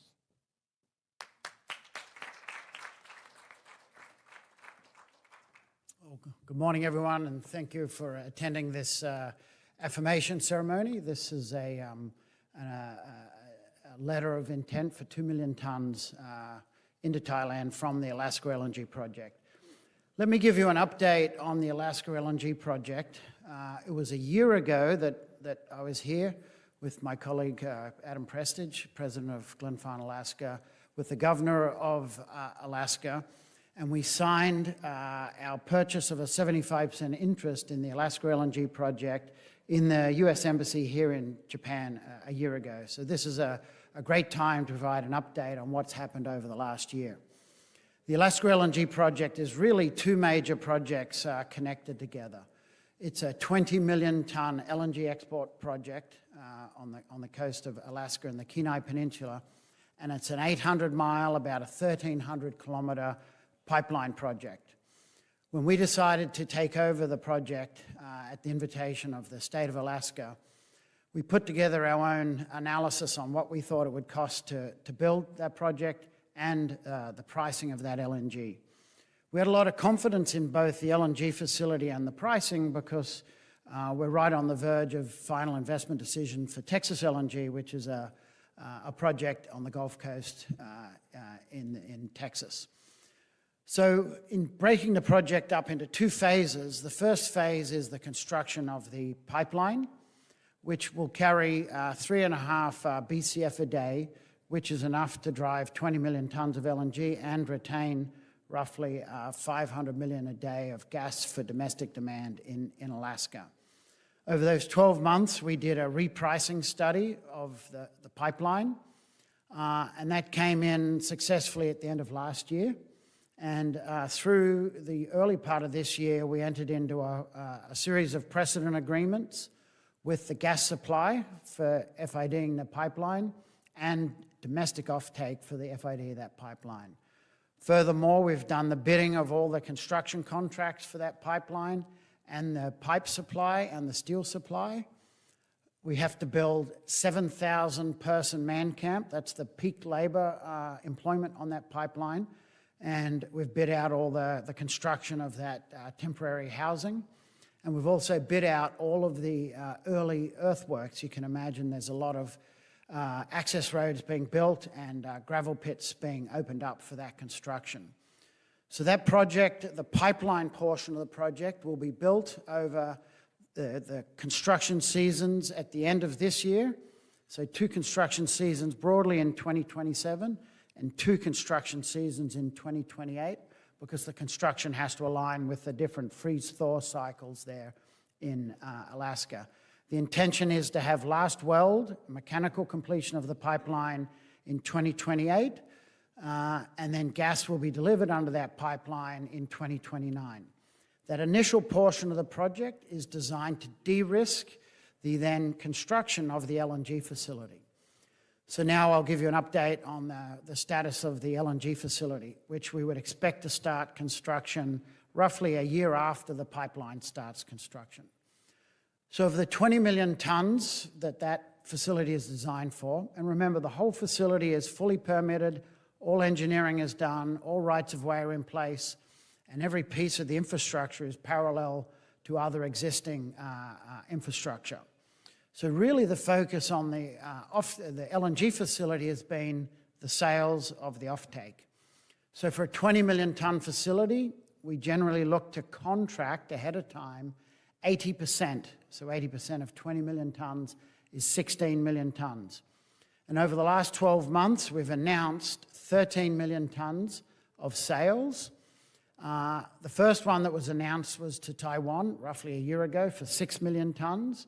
That was quickly followed up by 2 million tonnes, which we'll be doing a reaffirmation ceremony here with PTT out of Thailand. We've announced 1 million tonnes with JERA, 1 million tonnes with Tokyo Gas, and our first fully priced HOA was with POSCO of Korea, who became a strategic partner of the project about 4 months ago, and POSCO has a fully priced heads of agreement for 1 million tonnes into Korea. They've also announced an investment into the project and also steel supply for the pipeline. After we announced all of those letters of intent, we had our first global LNG developer agree to come into the project as an off-taker with Total out of France. So to go to a sales volume that is sufficient for FID, we have 3 million tonnes left to sell. We actually have a very detailed negotiation going on with a very large global player at the moment. Actually, there's 2 of them there. So I suspect that last 3 million tonnes will move very quickly. The importance of this project has really been highlighted by the events in the Middle East.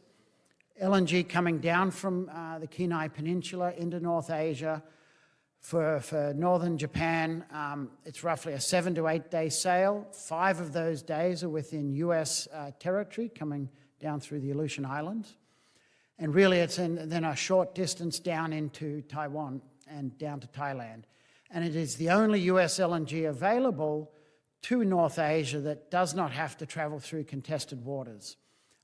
So it is really an excellent choice for energy security. The gas supply comes from the North Slope.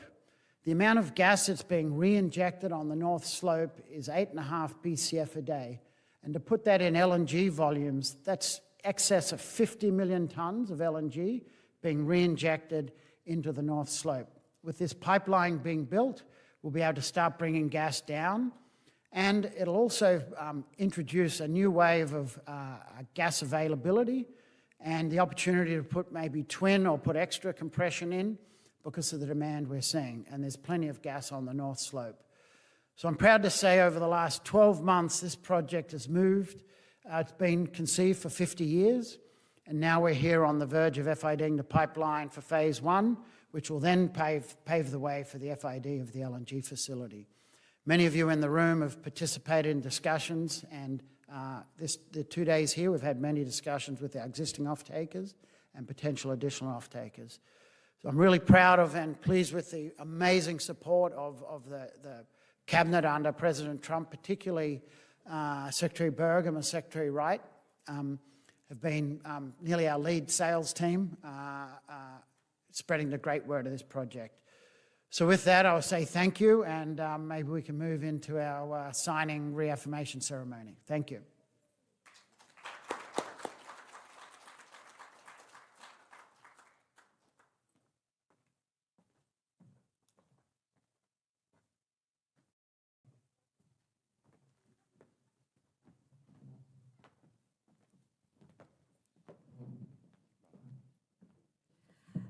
Okay, thank you very much, Mr. Duval, for your remarks. So now, this deal is the PTT AGTC Glenfarne renewed commitment on building energy security. Glenfarne has identified customers for 13 of the 16 MTPA, or 80% of the required volume to finance their strategic Alaska LNG project, the only federally authorized U.S. LNG project on the Pacific coast.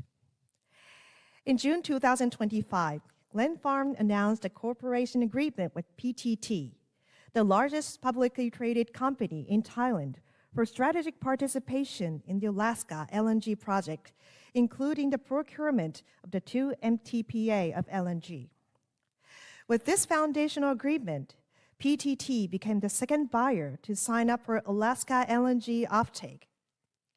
PTT's early involvement with Alaska LNG reinvigorated awareness across Asia.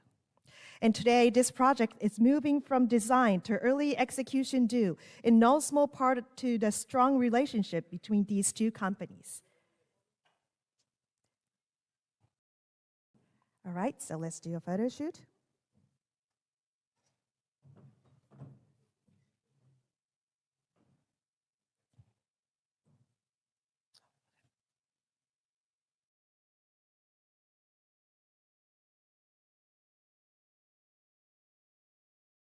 All right, are we okay with the photo? Congratulations.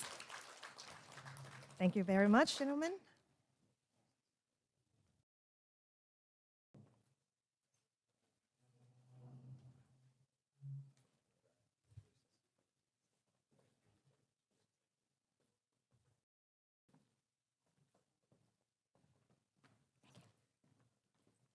Thank you.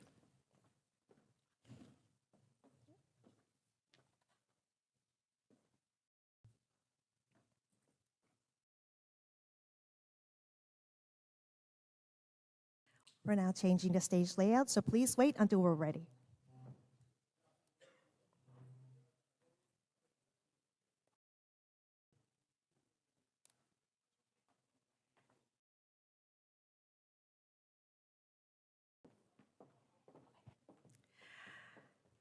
Thank you for your patience.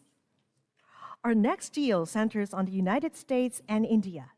So please welcome back Exim Chairman John Jovanovic to introduce the collaboration, if you please.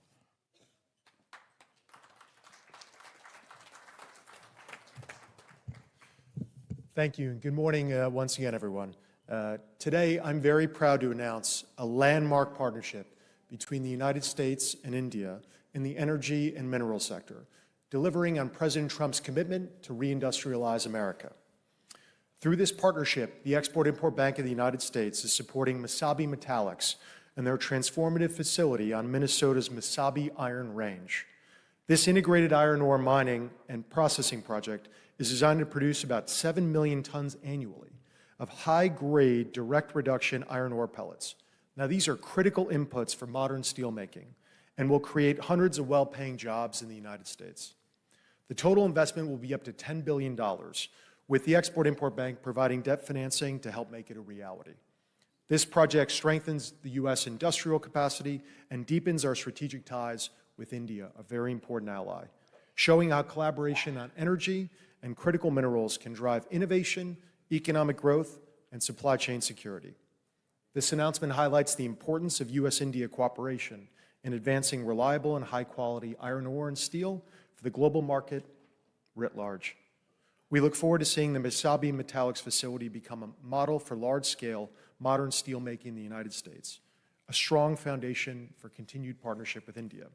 I'm very honored to be able to witness this today, again with Secretary Burgum, whose leadership at the Department of Interior and also as chairman of the National Energy Dominance Council has really helped so much of this become a reality. But first, I think we have a few remarks from the project sponsor.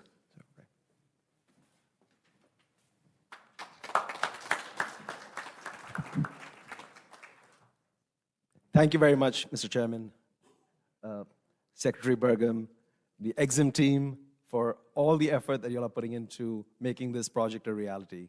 And of course, most importantly, President Trump, who is his vision and his focus on reshoring the supply chain into the US for critical industries, for steelmaking and things like this.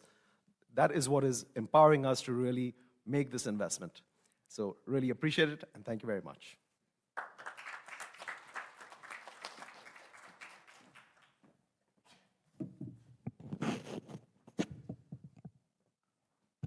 Thank you very much.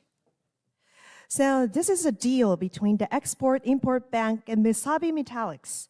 The Mesabi Metallics facility is a large iron ore mining and processing project on Minnesota's Mesabi Iron Range, designed to produce high-grade direct reduction iron ore pellets used in modern steelmaking. The integrated site includes an open-pit mine, beneficiation plant, and pellet plant, expected to produce roughly 7 million tons of DR-grade pellets annually.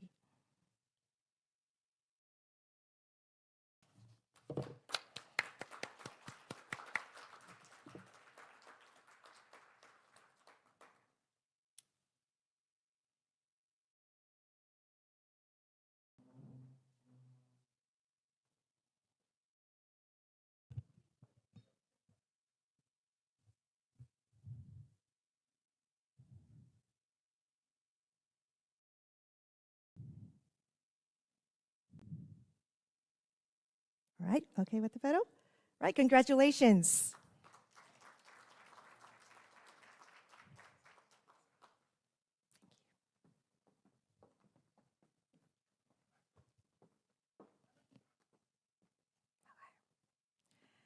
So now our next deal centers on the United States and Japan. This is a deal between Japan and Venture Global for CP2 Phase 2. So please welcome back Secretary Doug Burgum to introduce the partnership. Mr. Burgum, if you please.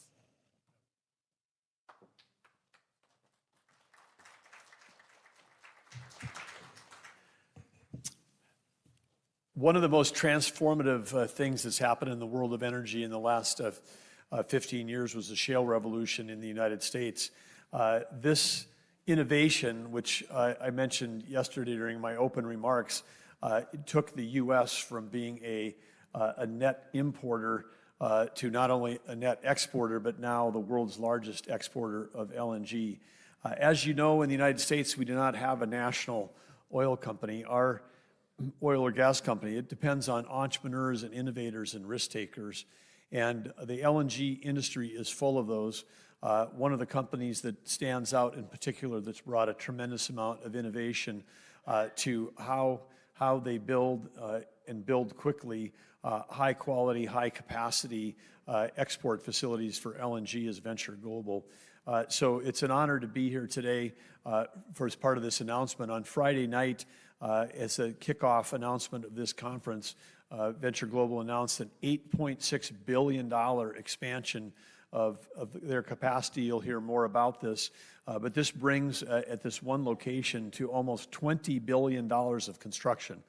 And again, as we share our gratitude with President Trump, none of this would be possible. The prior administration had put a ban on American companies, even those that had been permitted and had the gas. There was a ban on construction of LNG export facilities. This was I think, confusing to a lot of people in the industry, confusing to our allies, certainly was confusing to investors, and thankfully was confusing to some voters who decided that actually an administration that supported energy abundance versus energy scarcity was a good thing, and that's, again, supported President Trump winning in a landslide in November of 2024. Almost immediately, on day one, President Trump took office. He lifted the ban on the export facilities and companies like Venture Global, and they in particular took off, and with that as a giant green light. And again, $20 billion of capital deployed or committed in just this period of time that President Trump has been in office. So remarkable speed. We talked about Trump speed. Venture Global has been moving at Trump speed, and what a benefit. When you add the incremental export capacity, all of you in this room are sophisticated enough to know what that does to the spot market for LNG during peak times of capacity constraint. And it's the estimate, it has to be, and I'm not sure if it's 20, 30 billion or more dollars that were saved by Venture Global customers in terms of being able to buy that excess capacity. And particularly from a strategic standpoint, during that period of time with the Russian and Ukraine war occurring, that a lot of that went to Europe. And as you know, the United States has been able to displace 2/3 of Russian natural gas sales into Western Europe, again, assuring that our allies had the power and the heat to make it through 2 winters since President Trump has been in office, but also to make sure that they had lower costs. So again, it's a real pleasure to be part of this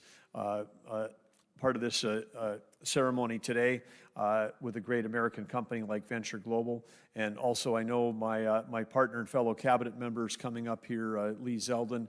None of this speed would be possible without the transformative work under his leadership that the Environmental Protection Agency is doing to make sure that we can take care of our water, our land, our air, but at the same time allow industry to get permits so that they can build great things quickly. That was a hallmark of America decades ago. We're going back to a country that can build great things well, build great things quickly, build with innovation, and the partnership with the states and with companies like Venture Global points to this. This is a shining example of the success that we've seen when we turn loose American entrepreneurs and American innovation, the speed at which we can do to transform global energy markets. Thank you.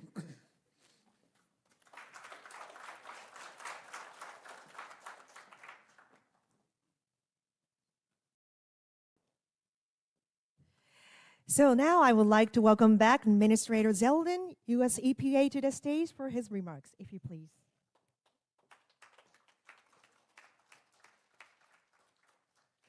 President Trump has been very focused since the moment he was sworn in for the second term to increase the amount of extraction, to build new pipelines, to reduce timelines for permitting, to bring costs down, to add more certainty. For us to unleash energy dominance inside of the United States, it's not just about extracting and transporting LNG for Americans, it's also about making sure that we have more of an ability to export to other countries as well. This weekend has been highlighting the many ways through public-private partnerships we have been taking advantage of this opportunity, allies, partners all across the Indo-Pacific. At the Trump Environmental Protection Agency, we have been working through new guidelines, new rulemakings with Clean Water Act, and other legislation statutes to be able to make it easier to complete this task. We also have been leaning into a principle called cooperative federalism to ensure that our partnerships with the states across America are allowing all of these projects to advance as quickly as possible.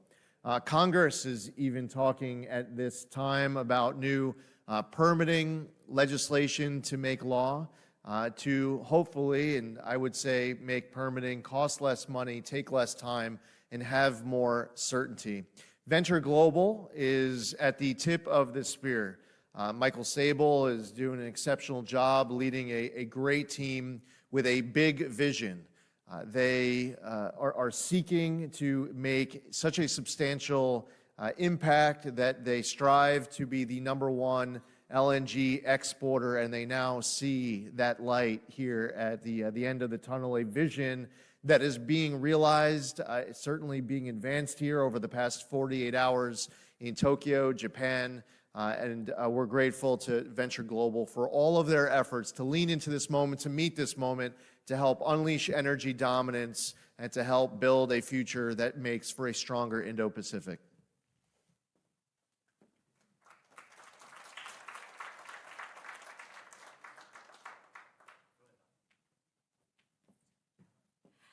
Right, so finally, let's welcome Mr. Michael Sable, CEO of Venture Global, to the stage.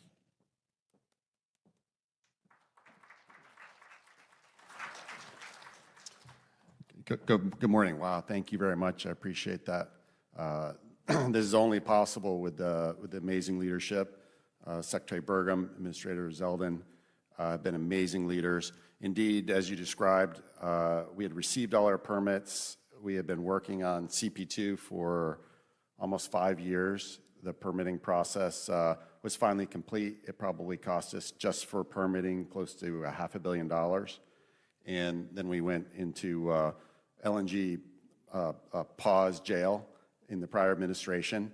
And President Trump, and his leadership, and with your support in a very tough campaign, turned it around, which allows us to very quickly launch construction and bring that production capacity to the market.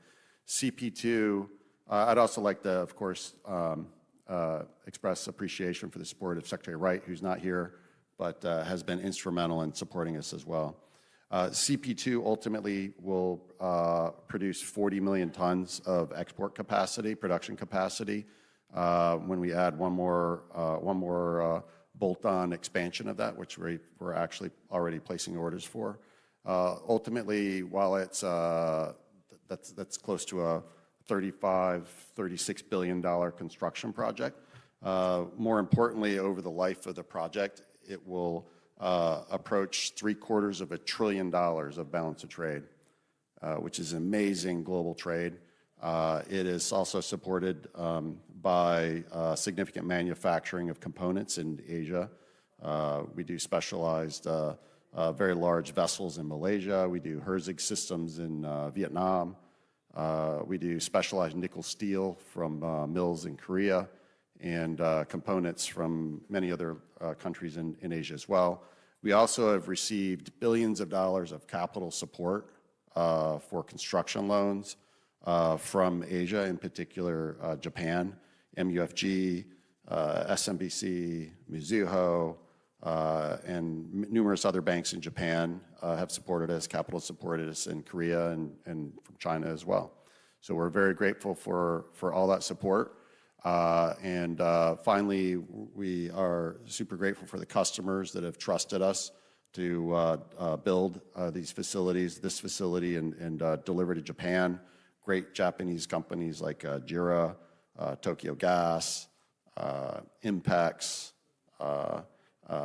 and Mitsui. And of course, earlier today, we also are adding a great new partners, Hanwha of Korea. So thank you very much. We're super grateful. Thank you again for your support, and we have more on the way. Thank you.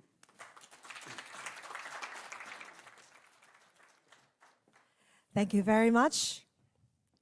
On Friday, Venture Global announced the final investment decision and successful closing of an $8.6 billion project financing for the second phase of the company's third project, Venture Global CP2 LNG.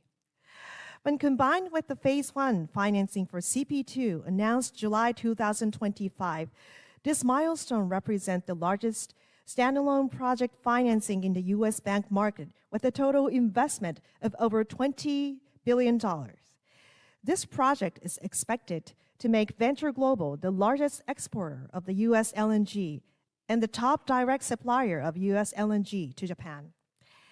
The transaction garnered enormous interest from the world's leading banks, including Japanese banks like MUFG, who co-led the transaction Mizuho and SMBC. The CP2 project will supply low-cost long-term LNG to Tokyo Gas, Impex, JERA, and Mitsui. We still got some notes. This deal also marks unprecedented milestone of the 5 final investment decisions for Venture Global in less than 7 years with over $95 billion in capital market transactions. So once again, congratulations, everyone. Okay, please proceed.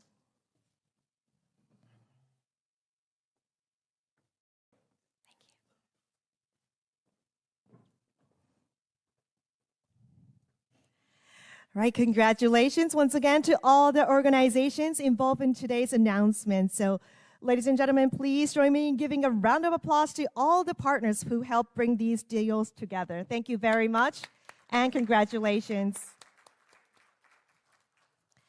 Now, these agreements reflect the growing spirit of the cooperation and partnership across the Indo-Pacific, the very foundation of this forum. Building on that momentum, we will now hear from distinguished ministers representing Bangladesh, Timor-Leste, Vietnam, and New Zealand, who are helping lead their countries' efforts to strengthen energy security and regional collaboration. Our first speaker in this distinguished group is Iqbal Hassan Muhammad, Minister of Power, Energy, and Mineral Resources of Bangladesh. So please join me in welcoming Minister Muhammad to the stage.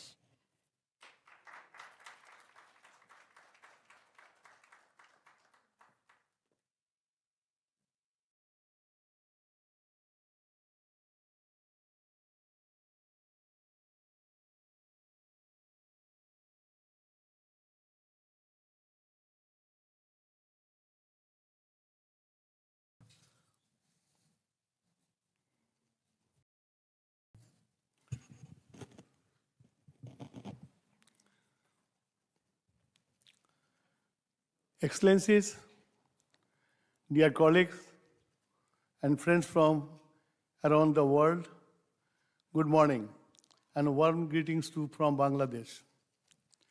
I extend my gratitude for inviting me in this forum.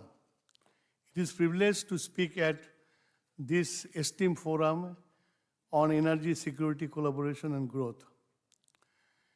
A country like Bangladesh faces real energy challenges.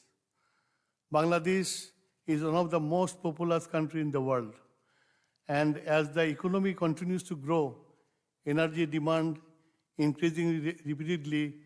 However, the country's domestic natural resources are limited, and significant portion of energy supply depends on import. This situation makes Bangladesh vulnerable to the global price volatility and supply disruptions. A large share of Bangladesh LNG imports passes through Strait of Hormuz. Current disruption in this route is a big threat for energy security of Bangladesh. Cancellation or non-delivery of cargoes under long-term LNG contract forces Bangladesh to procure LNG from the spot market significantly higher prices. For Bangladesh, higher LNG oil prices substantially increase the fiscal pressure, rise electricity generation cost, affect the competitiveness of domestic industries. In this context, we are seeking long-term partnership for diversified sources to ensure stable energy supply arrangement. However, through this IPEM forum, I would like to draw attention of the global leaders on obtaining concessional financing in order to mitigate the financial burden arising from high price during the current crisis. Our government has assumed office just about a month ago. Guided by our electoral mandate, we have adopted targeted 180 days action plan alongside a comprehensive 5-year plan. One of the key priorities to promote increased investment in Bangladesh energy sector. I would like to highlight several areas where we are seeking investment. The government of Bangladesh will launch both onshore and offshore bidding rounds this year. We are updating our financial and commercial terms, which include full repatriation of profit, government payment of investors' taxes, competitive pricing linked with international benchmark, and long-term fiscal stability to support investment. However, the government is committed actively assisting contractors in obtaining license, approvals, land access, operational support through coordinated investor-friendly approach. Alongside upstream development, Bangladesh is planning to establish land-based LNG terminal to strengthen long-term energy security and support country's growing energy demand. The project will be implemented under public-private partnership, PPP model. With government support for land, site development, port access, and other logistic facilities, this will provide investors with bankable project structure, long-term offtake agreements, and stable returns. In the downstream, currently Bangladesh operating only one refinery with a capacity of approximately 1.5 million metric tons per annum, which is insufficient to meet growing domestic demand. Due to limited refining capacity, a significant volume of refined petroleum product must be imported at a higher cost. Placing this pressure on foreign exchange reserve. Moreover, project will produce environmentally friendly Euro 5 standard petroleum product with sulfur content below 10 ppm, which considered environmentally sustainable. We are seeking international partners to participate in developing a modern refinery. Beyond fossil fuel, Bangladesh remains committed gradually increasing the share of renewable in our energy mix. Currently, renewable energy accounts for about 6.07% of our electricity generation. As strategic priority, we aim to generate at least 20% of our total electricity from renewable sources by 2030. In this context, significant opportunity exists investment in solar, waste to energy, and onshore, offshore wind energy through PPP, G2G, concessional financing, and other modalities. Before I turn to closing, I want to acknowledge the timing and purpose of this forum.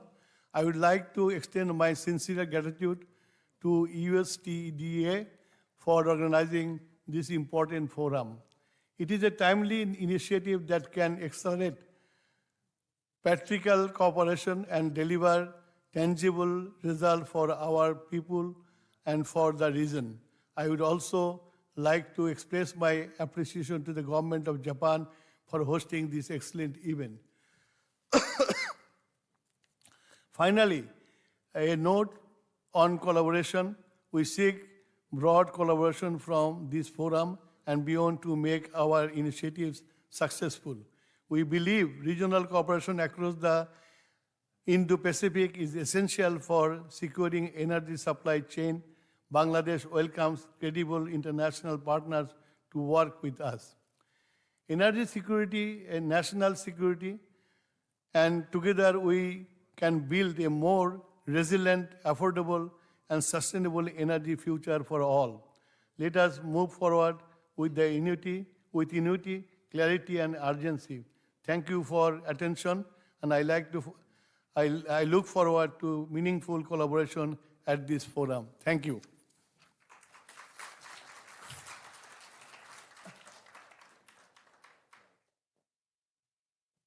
Thank you very much for your remarks. We will now take a lunch break. Now, our meal will be served buffet style in the foyer until 1 p.m.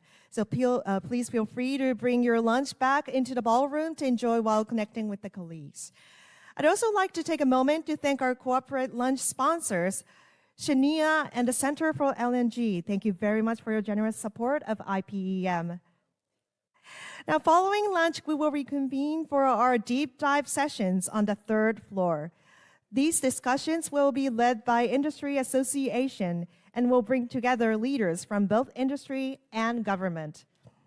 Please note that this concludes our programming on the fourth floor. All remaining sessions today will take place on the third floor. So we kindly ask that you take your personal items with you after lunch. For details on your session, please scan the QR code on the back of your credential. At 3:45 p.m., we will come back together in the Fuji meeting room on the third floor for a presentation on the deep dive session findings to the ministers. And this is a housekeeping note. If you need to pick up your personal item at bag check, please use hotel guest elevator to access the fourth floor. But for now, please enjoy lunch, and we look forward to continuing the conversation this afternoon. We'll see you later. Thank you.